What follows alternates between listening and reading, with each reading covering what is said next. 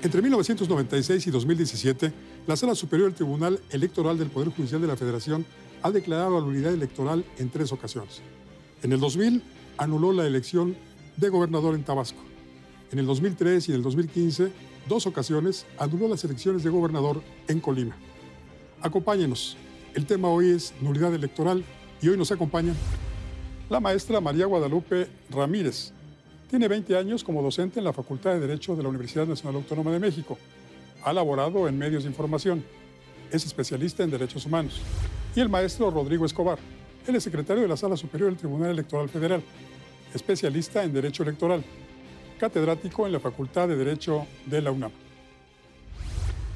Hoy aquí en Juzgue Usted.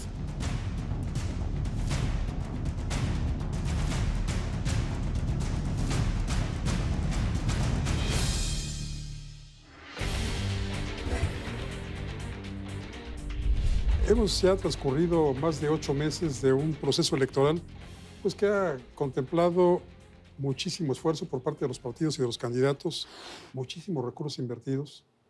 Y hay quienes dicen que esta elección, tanto la presidencial como alguna elección también para el Congreso, pudiera anularse. ¿Cuáles son las causales, maestro Escobar, de anulación de una elección? Bueno, hay que distinguir en principio las causales de nulidad de una votación que se recibe en una casilla. Ajá. Y la nulidad per se de la elección. Okay.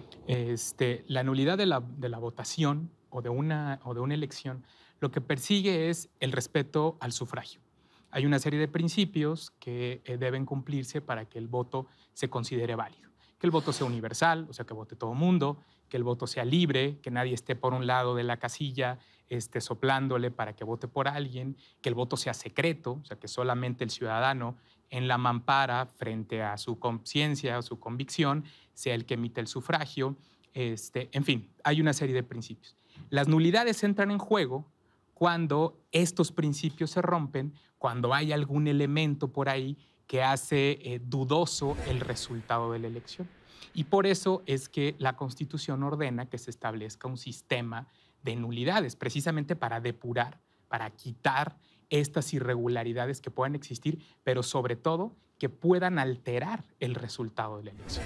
Maestra, el respeto al voto, ¿cómo se da el respeto al voto? Bueno, mire, el respeto al voto se da precisamente respetando el voto de los ciudadanos. Pienso yo que es el gran reto que tiene México. Estamos en el umbral de unas elecciones presidenciales en donde desgraciadamente en México no se le ha tenido el respeto público. Han llegado presidentes con problemas de origen de legitimidad, como fue el 88, como fue la elección hace no muchos años, en el 2006, por ejemplo. Y que, bueno, esto recuerdo yo a un personaje de la época de Benito Juárez, don José María Iglesias, que él fue el que acuñó precisamente de problema de origen de legitimidad las elecciones que se tuvieron en la época Porfirio Díaz, Sebastián Lerdo de Tejada. Y bueno, y que es a partir, incluso es muy interesante este dato, porque es a partir en esa época cuando José María Iglesias habla precisamente de esa importancia del voto, y sobre todo del problema de origen de legitimidad. Yo creo que frente a... ¿Ha habido alguna vez una anulación de una elección? De elección en México sí, tuvimos 2 de gobernador, la de, si mal no recuerdo, de Tabasco en el 2002, y luego también después, si mal no recuerdo, la de Colima en 2 ocasiones también, precisamente porque... En Campeche también. Campeche no la recuerdo. No, de gobernador nada más son las 2 que las 2, Tabasco y Colima, sí. Fueron las 2. Sí. Lo que pasa es que han sido 3, perdón, pero lo que pasa es que en un estado se ha anulado 2 veces la elección. Exacto, pero en el caso de Colima se anuló en el 2002 y se volvió a anular hace 2 años. Hace 2 años. El problema es que, bueno, yo creo que hay muchas cosas que también hay que corregir a esta dinámica y compleja materia electoral. Porque, bueno, participan también los mismos candidatos y los mismos exceden en gastos de campaña, por ejemplo. Yo creo que debemos seguir apostando a la democracia, una democracia que hay que fortalecerla, una democracia que pienso yo debe ser una democracia sin retenes y que se siga respetando el voto público. Hay un compromiso, ¿no? Hay un compromiso público. Una de las causas de la nulidad de una elección es el excesivo gasto de recursos en campaña. ¿Cómo se puede llegar a eso si la fiscalización se da muy a toro pasado. Sí, la Constitución, apenas en la reforma reciente de 2014, incorporó como una de las causas de nulidad más relevantes, de hecho la ponen en la Constitución, que es el rebase de tope de gastos de campaña. Exacto. Cada proceso electoral, la Autoridad Electoral Nacional, el INE, y las autoridades electorales locales establecen un tope de gastos de campaña. ¿Esto qué quiere decir? La cantidad máxima que un partido puede gastar. No puede rebasar ese tope de gastos de campaña. Si ponen 100 pesos, no puede gastar 101, 102, 120, 200. Sin embargo, para que esta causa de nulidad pueda ser acreditada, lo que se necesita primero es que el INE, que es la autoridad encargada de la fiscalización de todos los procesos electorales nacionales, y federales y locales. O sea, esto hay que tenerlo bien claro. El INE este año va a auditar más de 20,000 elecciones. Exacto. Y esto lo tiene que hacer antes de que se declare, de que tomen posesión los funcionarios que vayan a desempeñar un cargo. Entonces, el INE tiene una función de determinar en un plazo muy breve si un candidato excedió el tope de gastos de campaña, para que en ese momento se dé conocimiento a la autoridad competente para que esa elección sea anulada. Ese plazo sería desde el momento de la elección hasta el de la toma de posesión. Sí, de hecho, de acuerdo al régimen de fiscalización, los partidos políticos ahorita, en este momento que están en campaña, ellos están rindiendo periódicamente informes, precisamente para que no llegue la jornada electoral y después de transcurrida la jornada electoral, entonces se venga la avalancha de informes y de facturas y de contratos y que el INE esté en ese momento a las carreras fiscalizando. Desde el inicio de las campañas, los partidos políticos tienen la obligación, hay todo un sistema que ha diseñado el INE, de estar cargando en este sistema todas las operaciones, tanto de ingresos, la gente que le pone lanita por financiamiento privado, como los recursos que está recibiendo de la propia autoridad electoral. Y a su vez, en qué los está gastando. O sea, son los dos elementos que son fundamentales. ¿De dónde recibo el dinero y en qué me lo estoy gastando?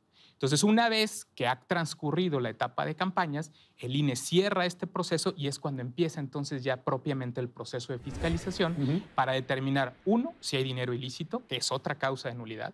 O sea, si hay dinero que provenga, por ejemplo, de un organismo público, de una autoridad, o que pueda provenir también del crimen organizado, de la delincuencia organizada. O de una empresa. O de una empresa que están limitadas para poder aportar dinero a las campañas, entonces el INE pueda ya cerrar el ciclo y determinar de dónde vinieron, a dónde fueron y si se mantuvieron dentro de estos límites que establece la propia autoridad electoral. Hace un par de semanas, Integralia dio a conocer que los partidos políticos no están reportando exactamente lo que en realidad gastan, que hay prácticamente un dobleteo de recursos, la mitad de los cuales entonces provendrían de fuentes desconocidas. ¿Ahí cómo actuaría la autoridad? Mira, yo creo que debe de hacerse, ya se había quedado hace algunos años un cruce de información a nivel institucional entre Hacienda para saber. Yo creo que cuando se quiere transparentar, que haya transparencia, sí se logra. Yo creo que finalmente eso es problema también de corrupción, de impunidad que tenemos en este país. Sin embargo, yo debo decir que tenemos dos instituciones garantes de la democracia, que es muy importante, que es el Tribunal Electoral, que es finalmente el que dice la última palabra, el que tiene que ver y regular todo lo que es básicamente pues el aspecto jurisdiccional, los medios de impugnación en materia electoral. Y al final del día, pues creo que tenemos dos instituciones serias, que es el INE, como organizador de elecciones, y el Tribunal Electoral. Y por ende, insisto, yo creo que cuando hay voluntad, se puede lograr que haya transparencia en el manejo de partidos políticos o agrupaciones, e incluso en el manejo de las AC que han sido constituidas por los candidatos independientes ahora, porque esta última reforma, pues estamos estrenando candidaturas independientes, estamos estrenando algunas otras cuestiones, por ejemplo, la equidad de género. Yo creo que cada 3 años son importantes los avances en materia electoral que se han dado, porque no deja de ser una materia dinámica, pero bastante compleja cada día. Cada día más compleja. Cada día más compleja. Con muchas leyes y leyes cada vez más duras. Con leyes más duras y que esto amerita para el estudioso estar atento a los cambios. Sí, es un sistema sobreregulado, eso hay que reconocerlo. Cada reforma electoral se le han ido incorporando al INE más y más y más atribuciones y en realidad la autoridad electoral en muchos elementos está rebasada. El ejemplo claro es la fiscalización. El tamaño que tiene, del reto que tiene la autoridad electoral es descomunal. O sea, decíamos hace rato, son casi 20,000 cargos, pero no solamente son los cargos. En cada cargo hay 3, 4, 5 candidatos que tienen que rendir su informe de gastos de campaña. Entonces, esto se multiplica por miles y miles de informes que la autoridad tiene que revisar en un plazo muy breve.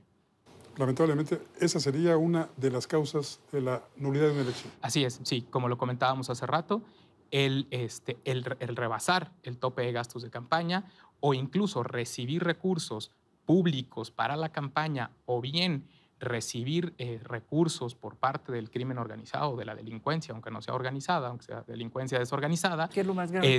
Exactamente, que es algo muy grave, ¿no? Que tengamos presidentes municipales, que tengamos diputados, que pudieran haber recibido recursos por parte de este tipo de grupos o por parte de dependencias de gobierno, es una situación que efectivamente, por eso la Constitución lo considera una causa de nulidad, pero además una causa de nulidad que la pone en la propia norma fundamental. Gracias. Gracias, maestro. Maestra Ramírez Gaitán, gracias. Muy amable, buenas noches. Muchas gracias. Gracias. Maestro Escobar, gracias. Buenas noches. Los expertos coinciden. La causal más importante para poder anular una elección es el rebase de tope de campañas. Y ahí están los números para que luego juzgue usted. Soy Francisco Rodríguez, le agradezco su atención. Lo invito para que nos reencontremos aquí la próxima semana. Mientras tanto, le deseo como siempre buenas gracias y muchas, muchas noches.